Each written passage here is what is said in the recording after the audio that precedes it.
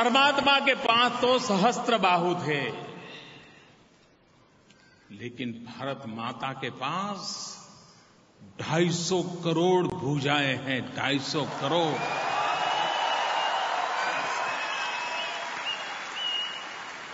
जिस देवी के पास, जिस भारत मां के पास 250 करोड़ भुजाएं हो, और उसमें भी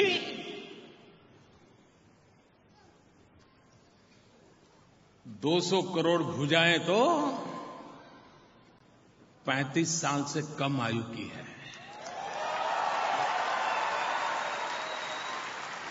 हिंदुस्तान नौजवान है, युवा शक्ति से भरा हुआ है, और युवा के मन में, आंखों में सपने होते हैं, नेक इरादे होते हैं, मजबूत संकल्प शक्ति होती है, और वे पत्थर पे लकीर करने का भी सामर्थ्य रखते हैं। और उसी के भरोसे में विश्वास दिलाता हूं, जो स्वामी विवेकानंद ने दूसरा सपना देखा था, उस महापुरुष ने कहा था कि मैं मेरी आंखों के सामने देख रहा हूं।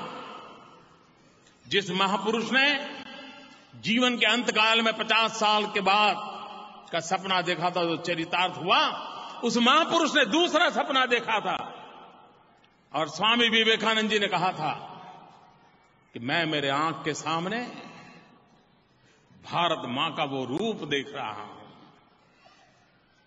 उस जगत जननी का रूप देख रहा हूं।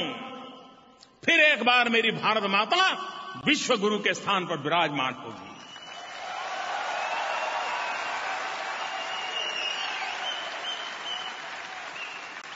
वो विश्व का नेतृत्व करती होगी, वो विश्व की आशा आकांक्षाओं की पूर्ति का सामर्थ्य रखती होगी।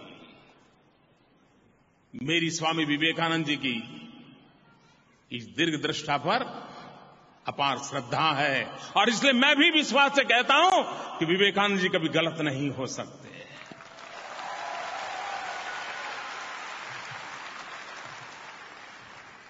ऐसी ऊर्जा से भरा हुआ हमारा देश है, और मैं 6 महीने के, मेरे बहुत अल्पकाल का समय का मेरा अनुभव है। इतने बड़े हिंदुस्तान में 6 महीने कुछ नहीं होते हैं, लेकिन 6 महीने के अनुभव से मैं कह सकता हूं कि देश के सामान्य मानव ने जो सपने देखे हैं, उन सपनों को पूरा करने के लिए आशीर्वाद भारत मां दे रही है, और वो सपने पूरे होने का सामर्थ्य रखते हैं।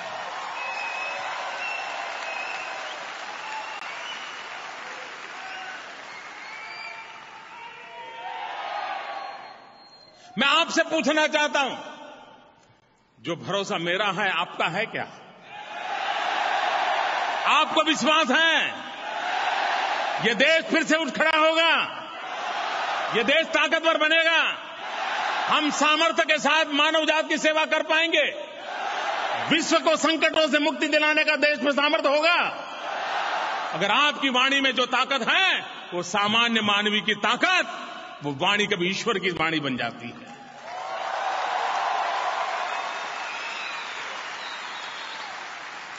वो ईश्वर के आशीर्वाद बन जाते हैं। मुझे कोई कारण नहीं लगता है भाइयों बहनों, कोई कारण मुझे नहीं लगता है कि हमारा देश अब पीछे रह जाए। मुझे कोई कारण नहीं लगता है। नियति ने उसका आगे जाना तय कर लिया है। अब हम 250 करोड़ भुजाओं ने संकल्प करना है कि हमारी भुजाओं से हर काम वही होगा जो भारत मां के कल्याण के लिए होगा, 125 करोड़ देशवासियों के कल्याण के लिए होगा, विश्व के दुखियारों के लिए होगा। अगर एक बार उन संकल्पों को लेकर के चलते हैं तो उन संकल्पों की पूर्ति भी अपने आप होती है। ऑस्ट्रेलिया के जीवन में कोई भी भारतवासी गर्व करता है कि यहां 200 साल पहले भारत से कुछ परिवार आए थे, 200 साल पहले,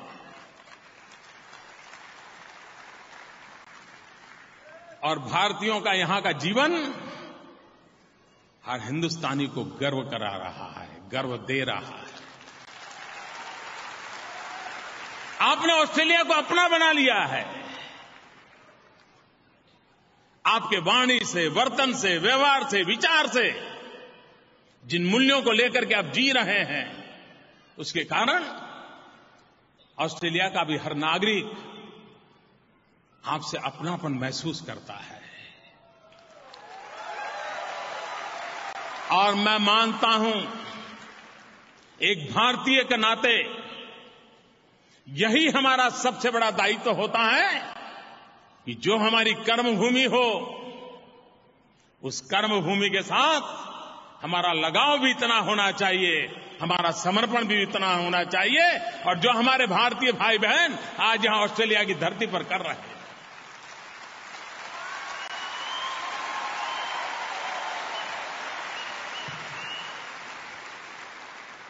मैं यहां आने से पहले कुछ चीजें देख रहा था, मुझे जो देख करके इतना आनंद हुआ, और मैं आज सबका उल्लेख तो नहीं कर पाऊंगा। जिनका उल्लेख रह जाए वो मुझे क्षमा करें। वो अगर कमी है तो मेरी कमी है, उनके पराक्रम की कमी नहीं है। और इसलिए कह करके मैं,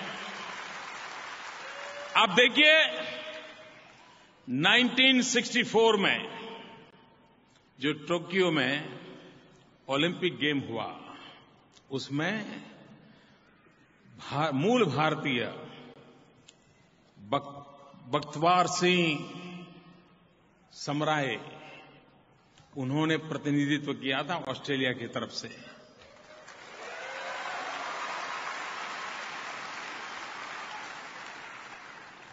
देख, बख्तवार सिंह जी का ये उस समय ओलंपिक में ऑस्ट्रेलिया की तरफ से एक भारतीय का प्रतिनिधित्व करना, मैं इसे छोटी बात नहीं मानता हूं।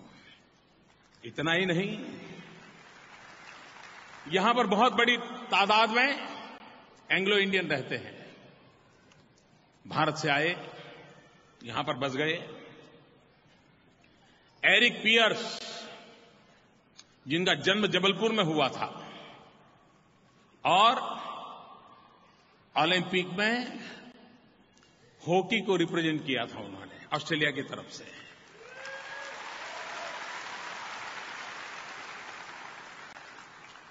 रेक्स सेलर्स, स्टुअर्ट क्लार्क, ये दोनों एंग्लो इंडियन थे, भारत से आए थे, लेकिन ऑस्ट्रेलिया को क्रिकेट की दुनिया में उन्होंने अपनी जगह बना दी थी। ये उनका योगदान था। लीसा स्थालेकर पुणे में जन्मी, और महिलाओं के क्रिकेट की दुनिया में 2013 तक 1000 रन बनाना और 100 विकेट लेने का उसका रिकॉर्ड है। एक भारतीय मूल की बेटी ऑस्ट्रेलिया की तरफ से खेल रही थी। अक्षय वेंकटेश, भारतीय मूल के ऑस्ट्रेलियन, 12 साल की उम्र में international physics olympiad and international maths olympiad, उसमें विश्व में अपना डंका बजा दिया था, ऑस्ट्रेलिया का नाम रोशन किया था। यही के हमारे ये सामर्थ्यवान लोग, मथई वर्गीस मूल भारतीय मूल के थे, वहां अफ्रीका, वहां यहां ऑस्ट्रेलिया पहुंचे। मैथमेटिशियन के नाते उन्होंने अपना नाम बनाया था। थारिनी मुदालियर साउथ अफ्रीका में जन्मी, मूल भारतीय, और एक्ट्रेस और सिंगर के रूप में पूरे ऑस्ट्रेलिया में वो जाने लगी। इंदिरा नायडू, मूल भारतीय की ऑस्ट्रेलियन, एक लेखिका के रूप में, एक जर्नलिस्ट के रूप में, और यूएन में सेवाएं देने के रूप में आज भी हर भारतीय ऐसे नामों पर गर्व कर सकता है। इसके सिवाय भी बहुत सारे नाम होंगे जो भारतीय मूल के लोग हैं, जिन्होंने ऑस्ट्रेलिया में अपने आप को ऐसा खपा दिया, अपना को ऐसा समर्पित कर दिया कि ऑस्ट्रेलिया के जीवन को में भिन्न भिन्न क्षेत्रों में ऑस्ट्रेलिया का नाम रोशन हो, उसमें उनका योगदान रहा है। और यही हमारी ताकत है। एक भारतीयता के गौरव के लिए, भारतीय होने के नाते विश्व में हम जहां हों वहां के लोगों का हम प्रेम संपादन करें, मिलजुल करके उनके जीवन को बनाने में हम अपना योगदान करें।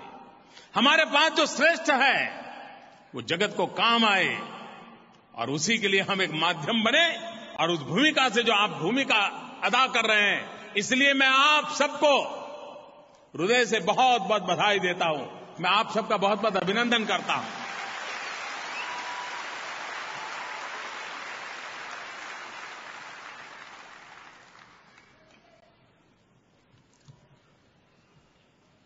मुझे मालूम है चुनाव तो हिंदुस्तान में चल रहे थे,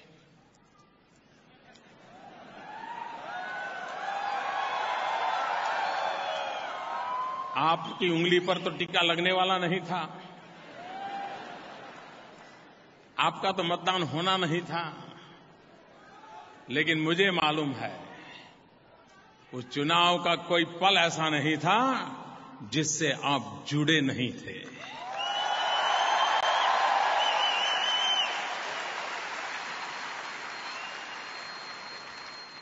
कोई परिवार ऐसा नहीं था जो चुनाव के नतीजे आने वाले थे उस रात तय करके बैठा था अब तो सोना नहीं है।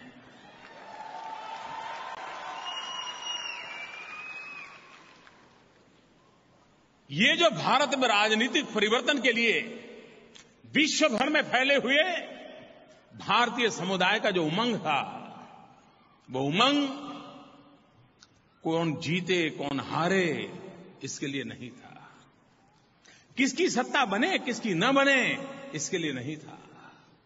उसके दिल में एक दर्द था, आग थी, पीड़ा थी कि मैं दुनिया में जहां बैठा हूं मेरा देश कब ऐसा बनेगा।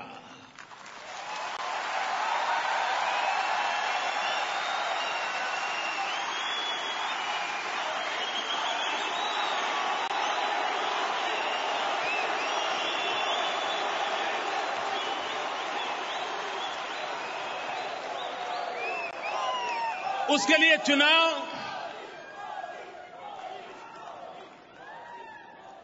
उज्जवल भारत के भविष्य के सपनों से जुड़ा हुआ था।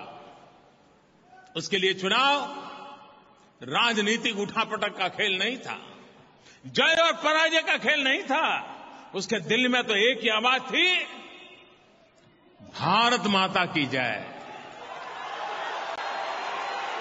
उसके मन में एक ही भाव था, भारत माता की जय। और भारत माता की जय का मतलब होता है भारत के जो कोटि कोटि लोग जो आज भी गरीबी में जिंदगी गुजार रहे हैं,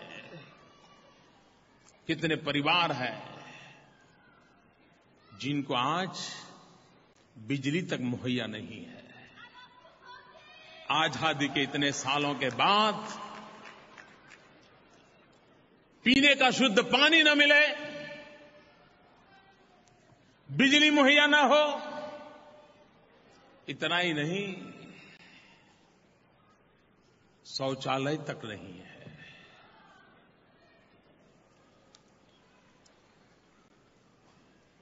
कई लोगों के मन में बहुत बड़े बड़े काम करने के सपने होते हैं, वो सपने उनको मुबारक।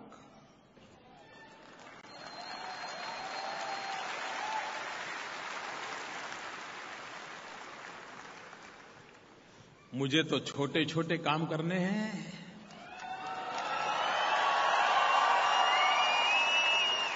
छोटे छोटे लोगों के लिए करने हैं और छोटे लोगों को बड़ा बनाने के लिए करने हैं।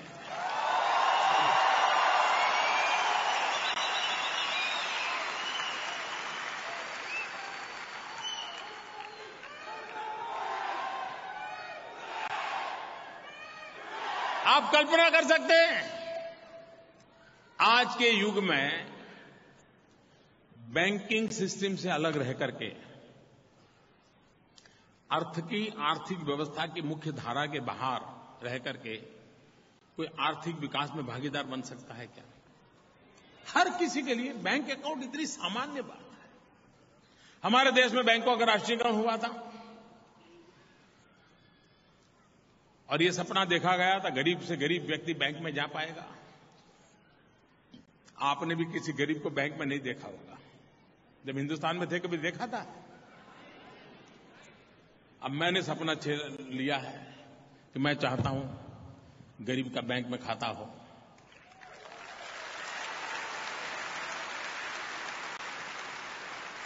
मैंने प्रधानमंत्री जन धन योजना बनाई क्योंकि मैं चाहता हूं कि देश की आर्थिक विकास यात्रा में गरीब से गरीब का भी हिस्सा जुड़ना चाहिए। वो इस व्यवस्था के साथ परिचित होना चाहिए। वो कदम से कदम मिला के चलना चाहिए। करीब 75 मिलियन लोग जिनका बैंक अकाउंट नहीं, उन परिवारों की मैं बात करूं, व्यक्ति नहीं, परिवार। एक परिवार में 5 लोग गिने तो आप अंदाज कर सकते हैं कि कितनी बड़ी संख्या होगी। मैंने रिजर्व बैंक से कहा, मैंने कहा ये काम करना है, कर सकते हैं क्या? रिजर्व बैंक ने कहा कि मोदी जी हो तो सकता है, लेकिन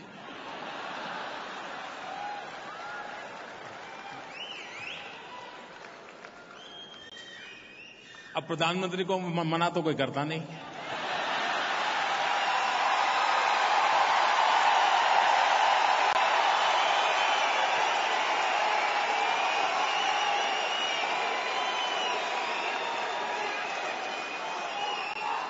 लेकिन उनको तरीके मालूम होते हैं। उन्होंने कहा साहब 3 साल लगेंगे। मैंने कहा भाई 3 साल के बाद क्या, सूरज कब उगेगा? मैंने हमारे वित्त मंत्रालय को पूछा। मैंने कहा भाई ये काम करना है, बताओ क्या करोगे? मैंने कहा रिजर्व बैंक तो 3 साल कह रहे। नहीं, बोले 2 साल में कर देंगे। उनको लगा हम मोदी जी खुश हो जाएंगे। वो 3 कह रहे थे, हमने 2 कह दिया, अब तो गाड़ी चल पड़ेगी। मैंने मेरी ऑफिस के लोगों को बुलाया, पीएमओ को।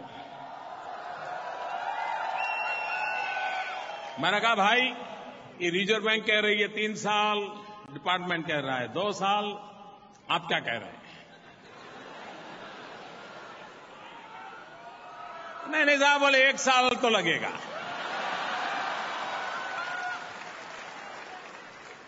अब हमने सबको सुन लिया और हमने कहा 15 अगस्त को लाल किले पर से बोल दिया।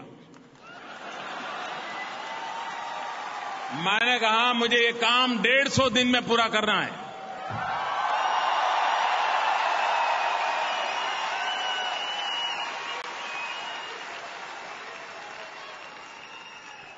दोस्तों, पिछले 68 इयर्स में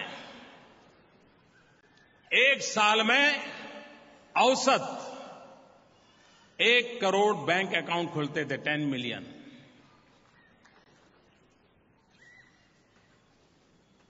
हमने ठान ली कि काम करना है। लास्ट 10 वीक में 71 मिलियन बैंक अकाउंट खुल चुके हैं।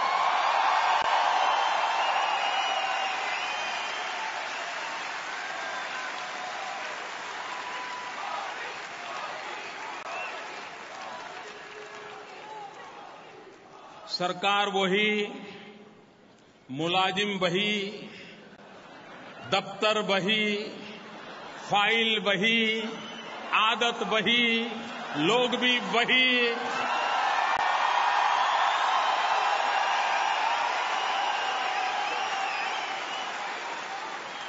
काम हुआ कि नहीं हुआ? हो सकता है कि नहीं हो सकता है? इतना ही नहीं, देश के गरीब लोगों की ईमानदारी देखिए। देश के गरीबों की ईमानदारी देखिए। मैं और आज इस धरती से उनको सलाम करता हूं। हमने कहा था मुझे गरीबों को बैंक अकाउंट खोल करके उनको मुख्य धारा में लाना है, अब उसके पास तो बेचारे को बैंक खाता खोलने के लिए 5 रुपया 10 रुपये भी तो नहीं है। तो हमने नियम बनाया, 0 बैलेंस से बैंक अकाउंट खुलेगा। लेकिन आप सब गर्व से कर सकते हो, 0 बैलेंस से जिनका बैंक अकाउंट खोलना था, ऐसे गरीब परिवार के लोगों ने मन में ये सोचा, नहीं मुफ्त में क्यों करें, भले मोदी जी ने तो कह दिया, लेकिन ऐसा नहीं करेंगे। हमारा भी कोई जिम्मा होता है। और मेरे दोस्तों, आपको जान करके खुशी होगी, इस 70 मिलियन जो बैंक अकाउंट खुले हैं, 10 वीक में खुले हैं, 5,000 करोड़ रुपए इन्होंने जमा करवाया, 5,000 करोड़ रुपए।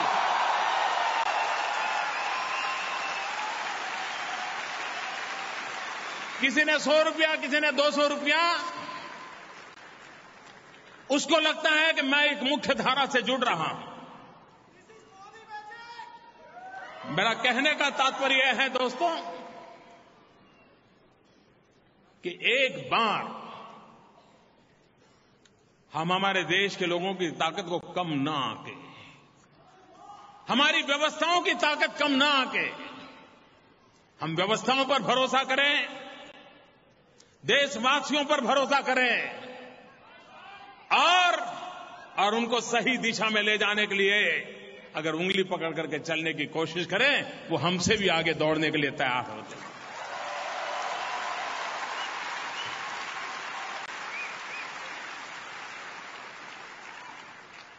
और मैंने उनको कहा है 26 जनवरी फाइनल डेट, पूरा कर रहे हैं, काम लगे हैं, सारे बैंक एम्प्लॉय लगे हुए हैं, काम कर रहे हैं।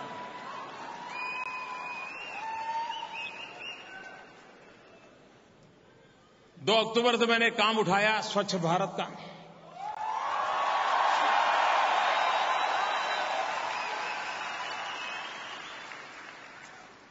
आप मुझे बताइए, दुनिया के किसी भी देश में आप जाते हैं और वहां की स्वच्छता देखते हैं तो सबसे पहले हमारे देश के गली मोहल्ले याद आते हैं कि नहीं आते?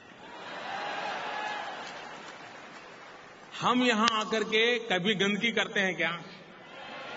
लेकिन भारत में जाते ही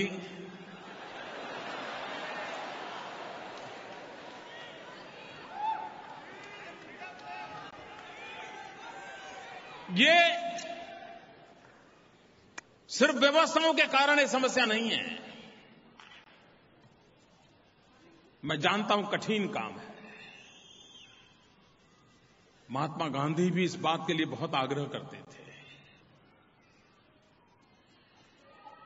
लेकिन क्या बहुत कठिन काम है इसलिए हाथ ही नहीं लगाना चाहिए क्या?